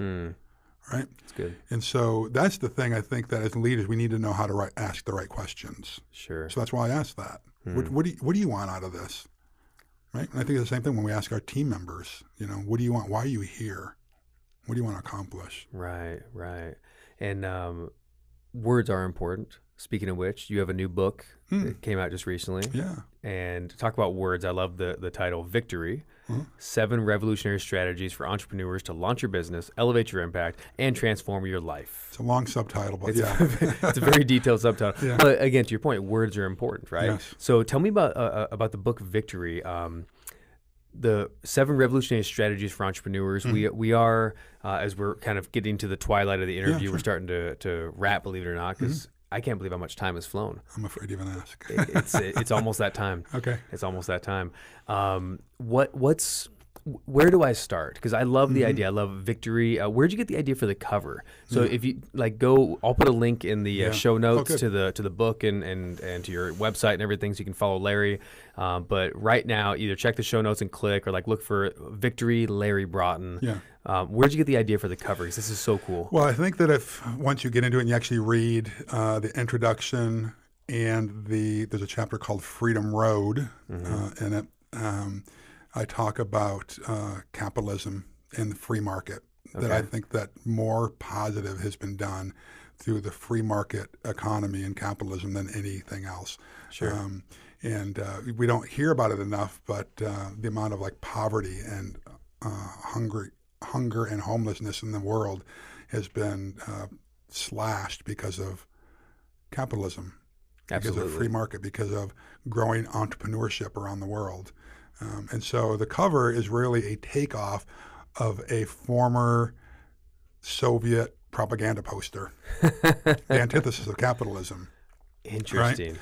And so, and I was very intentional about creating something like that it's about victory, right? And so the word victory is actually an acrostic. So most of the chapters in the book start with that letter. So V is for vision, I is for intel, C is for coaching, awesome. T is for teamwork, O is for operations and systems, R is for rapid action, right? Because there's a lot of people who think they're entrepreneurs. They dream of doing stuff, but they don't take rapid action. One of my favorite quotes is by General George Patton that says, "A good plan violently executed today is better than a perfect plan next week." And I think that speaks to the big momentum, right? It does. And then Y is for you. All of this stuff that we talked about, if you aren't trying to become a better version of yourself, then all of this is worthless. You're going to be like me and make the classic mistakes I have and burn through a marriage, have broken bodies in your wake, unless you become a better version of yourself. And we know a lot of entrepreneurs, like we were talking about earlier, who have taken their own life or overdosed accidentally or whatever it is, because they focus their energy and time on stuff that's not as important as actually becoming a better version of who we are. Sure. One of the things I try to remind people all the time is if you want to do great things, you got to be a great person. And the good thing is if you're alive, you can still improve. That's right. You can still become a better version of yourself. And so this is really a call to arms, a call to action for what I call the entrepreneurial revolution, because I believe that it's the entrepreneur who is going to change the trajectory of our country and of the world. It's not going to be politicians, or it's going to be very few politicians who are just mealy-mouthed, say, what they need to say to get reelected and not make those hard decisions we were talking about earlier. And so it's kind of a manifesto. In some ways, it's a Jerry Maguire moment for me. For you. Yeah. And who's coming with me? Exactly. Who's coming with me? And so that's what victory is all about. Well, if you are listening and you are the Renee Zellweger to his Jerry Maguire, and you are ready to come on this victory, grab the book. It's you can find it wherever books are. It's amazing. I'm working my way through it. I love it. You came when you spoke last time on stage. Yeah. You had just, because it is brand new, you just released it. It was in a pre-release. Yeah, right. And so it's so exciting. Yeah. How are you loving it so far? Has it been absolutely loving it? We're about to go on a media tour, national cool. media tour around it. And thank you to you and your tribe and a bunch of others out there, because it launched at #1.